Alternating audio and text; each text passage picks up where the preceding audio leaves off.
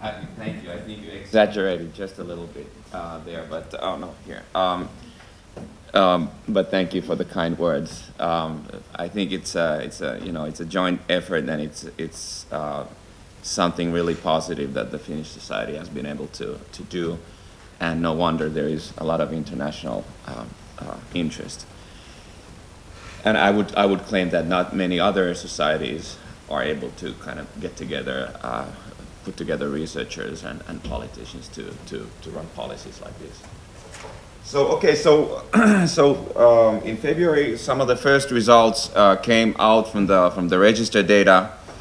It's not only the employment effect I'm going to talk about. I'm going to also talk about a little bit of the description of the target population, a little bit about how much they participated in the active labor market policies, and a little bit about incentives, how incentives were changed by the treatment. To summarize, basically three things. We already talked about the no significant effect on employment. That's nothing new, really. But then there is kind of the stick and the carrot side of the treatment. So the stick being the decrease in the stick is the fact that the penalties or sanctions for not participating in active labor market policies were reduced or taken out completely. And that came in a kind of a, so that's the second bullet. That came in a kind of a weird opt-in, opt-out form, where you could kind of opt in to participate in the active labor market policies if you wanted to, but if you did not, you would not be penalized for it. So that's the stick part. Then there's the carrot part. The participation tax rates were lowered significantly, meaning that incentives to accept it. Yes. Incentives to sorry about it. Incentives to take a job were increased in a major way. And about the stick and the carrot, the second and the third bullet, kind of now it seems like we're still looking in the data and still making more deeper analysis, but basically the decrease in the stick was rather small.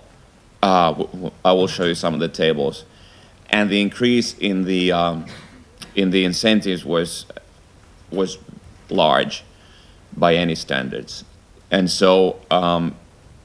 So basically you could say there's two opposing effects. The reduction in the stick will lower the employment rate. The increase in incentives will increase employment rates. It seems like the reduction in the stick was very small, so you don't really expect much of a negative effect from there.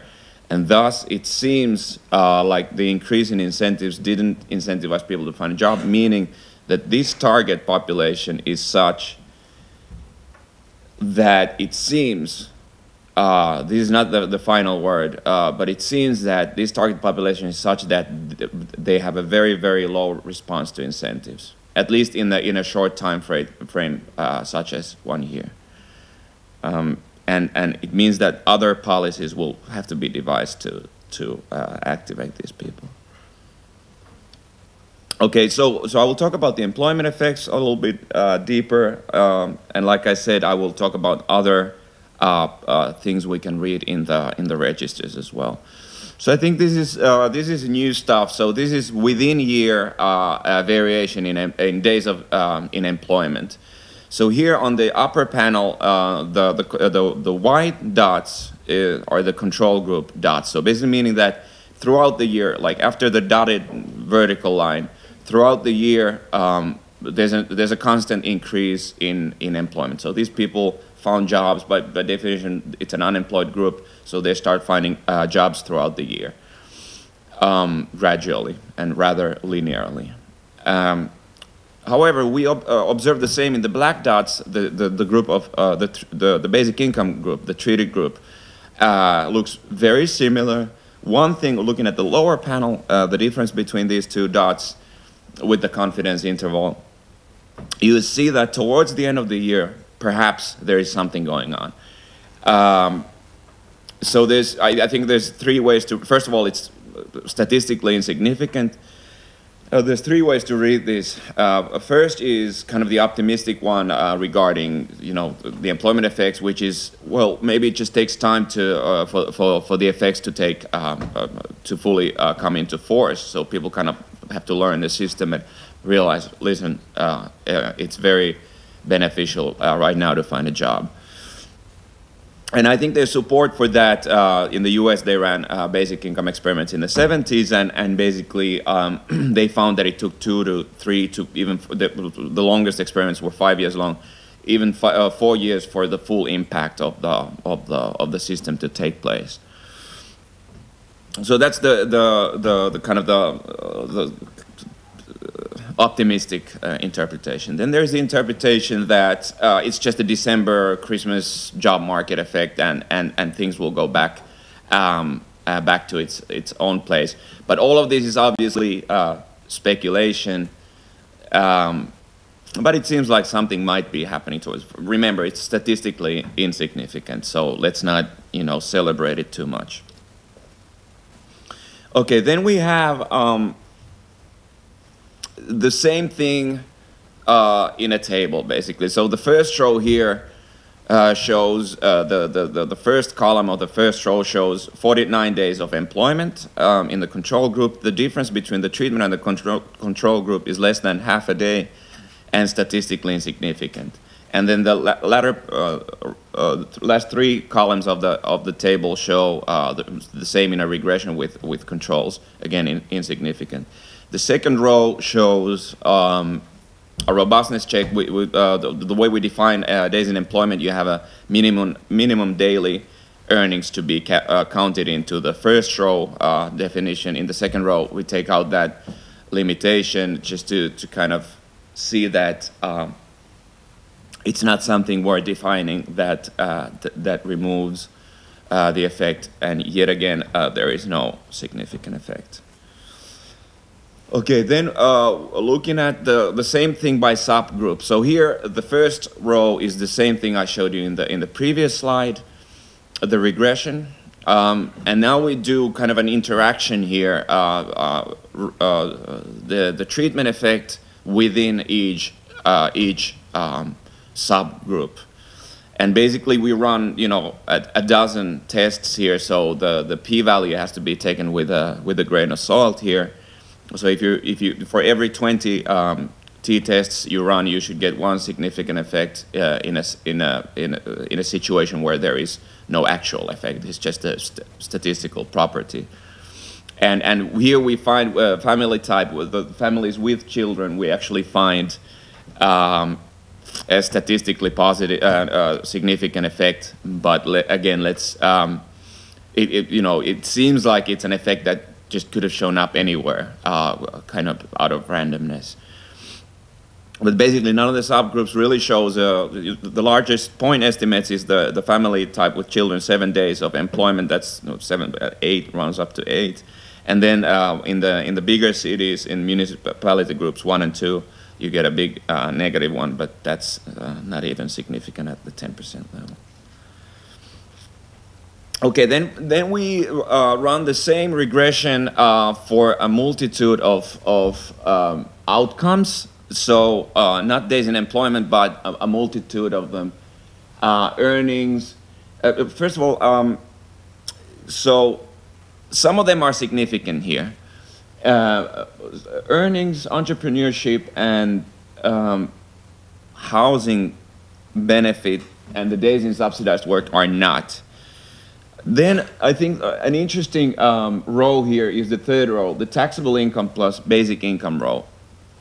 So there's a difference between the control and the treatment group here, meaning that since basically what we had, like I said, the carrot was the stick was very small in the experiment. I'll talk more about it, but the carrot was big, and that shows here. So basically, for the group in the control and the treatment group, if somebody finds a job, in the control group, in the normal system, you end up losing your benefits eventually if you get paid more.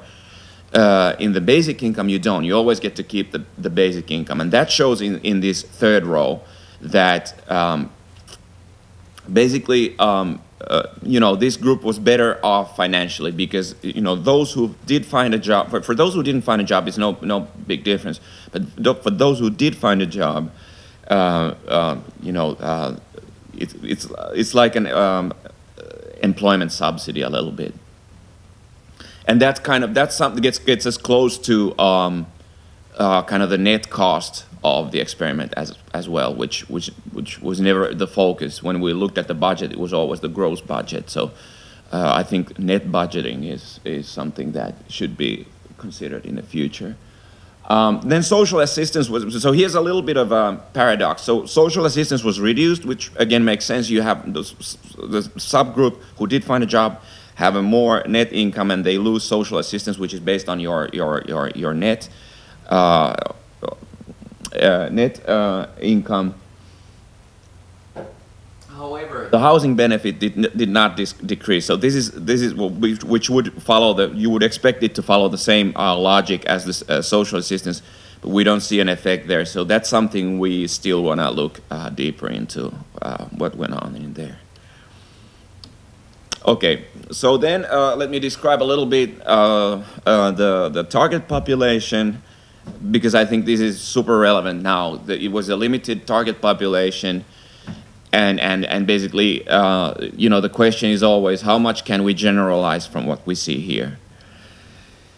So the first three rows I think are especially significant. So basically, this is a group of in 2016, so before the experiment. So this is a group that had very few employment days, had a lot of unemployment days, had low earnings. And so kind of a population that is not very strongly attached to the labor market. And so whatever incentive effects, for example, we find cannot, I really want to emphasize this, cannot easily be generalized to the whole population. The other things I think here from this table I want to mention, 25% had foreign language as their mother tongue. All kinds of family types, all kinds of levels of education. The education levels are, here we don't have, we could have actually a column for the whole population, but the education levels are lower than the population, the whole population. If I remember correct, in the same age bracket, tertiary is closer to 40% in the whole population. Here it's 20%. Okay, and a little bit more of the description of their kind of labor market history. This is 2016 and 2015, 2 years before the start of the experiment. We see that, again, there is not much employment, not much attachment to the job market. So giving us an expectation of what to expect regarding how incentives work. And now let's get into kind of the carrot part, or the opt-in, opt-out part. So here the basic income group were allowed to opt in to applying for unemployment benefit, and also to opt in or opt out, however you want to look at it, to applying for active labor market policies. Actually, it's more of an opt out. I guess they would, you know, automatically kind of keep on applying for these benefits and then decide not to do that. So it's kind of an opt-out in that sense. And also the same thing with the active labor market policies. You actually had to contact the authorities and tell them, listen, I don't want to be part of that anymore. So it's kind of a clear opt-out for any psychologically interested economists. I think that might matter a little bit. So here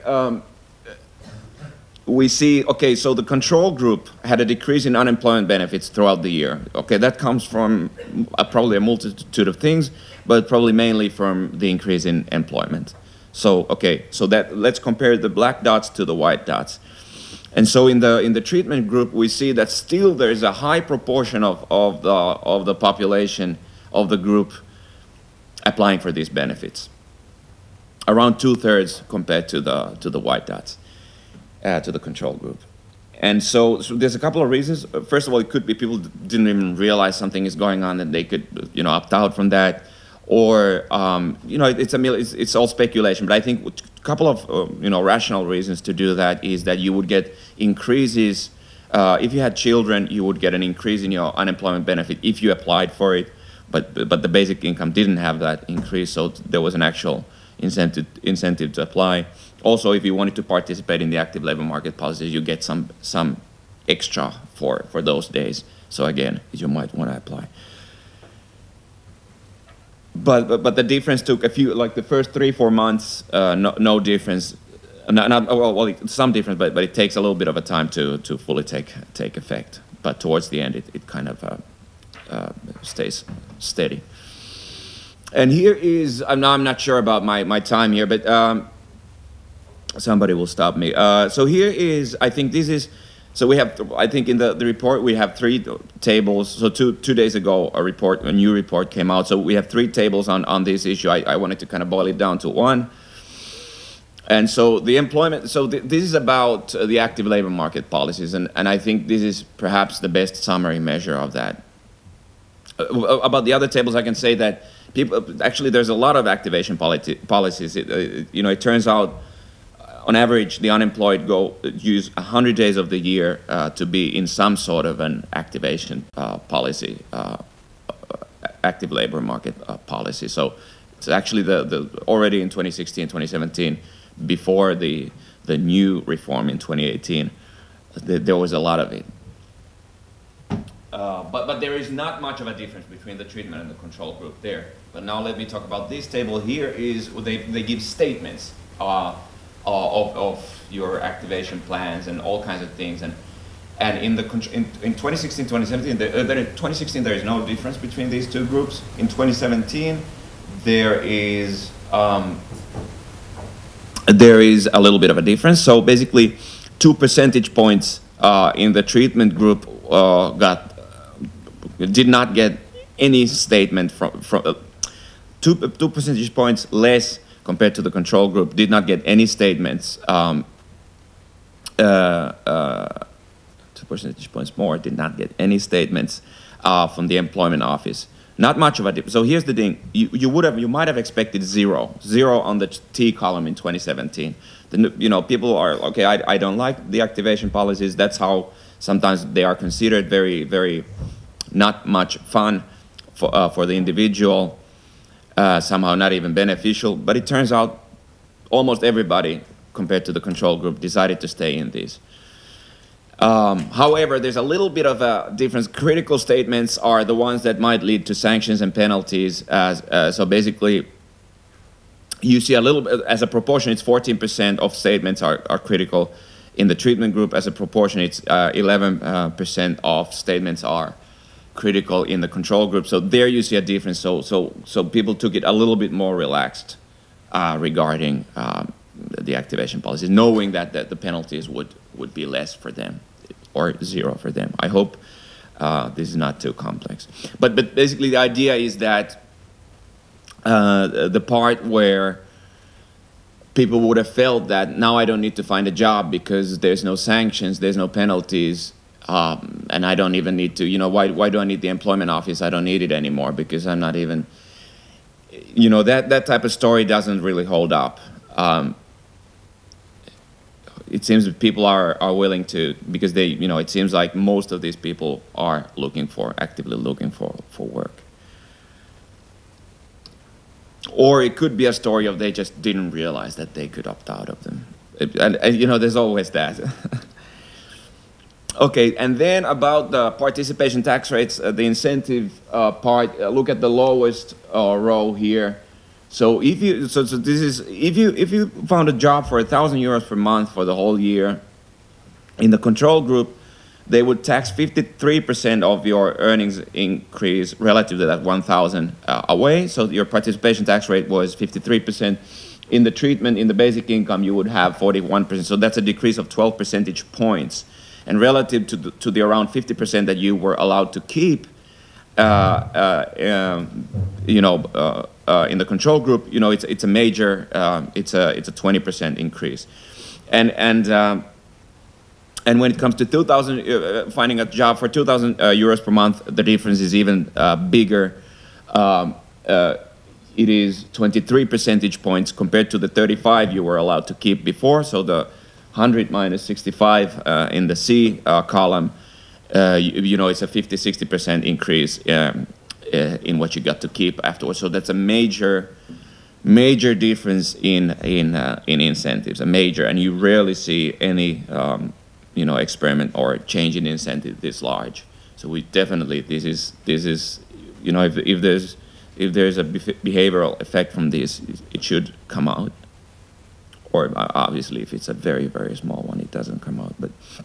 But we don't boil this down to an elasticity yet, because we want to. This is the one analysis we still want to do a little bit more specifically. You kind of have to control the changes in the stick to look at objectively at the changes in the carrot, and so we're still working in this part. But basically, we can, assuming that the decrease in penalties and sanctions didn't have a huge effect, we can rule out a rather small participation elasticities in this experiment. And I think I've talked enough. I hope I didn't overrun my time. So basically, let me summarize again. So at this point, two findings, I would say. The opt-in, opt-out part of the experiment shows that the active labor market policies are not as you know, nasty as sometimes they get described as. Actually, it's going to be fun to look at the 2018 data, because it becomes nastier in 2018, and so we get to see if people react to that a little bit stronger then. So that's really actually going to be interesting to look at. But in the first year, 2017, it seems like people stay active and you know, want to stay in the labor office. And then there was a major change in incentives. There was a major change in incentives, and in the end, all of it sums up to no significant effect on employment. And like I said, it seems like, you know, the target population, and that's something we could, you know, once we hopefully run the next one, we might want to consider expanding the target population a little bit to low-income working population as well, which we've discussed, and you know, we would expect to see perhaps more of an effect in that population. So you know, we need to go back to the drawing board in terms of how to activate these people. And it could be just a question of, you know, not enough demand for the skills these people have in the labor market. You know, and if there is no demand, it's really not a question of supply. All right, thank you.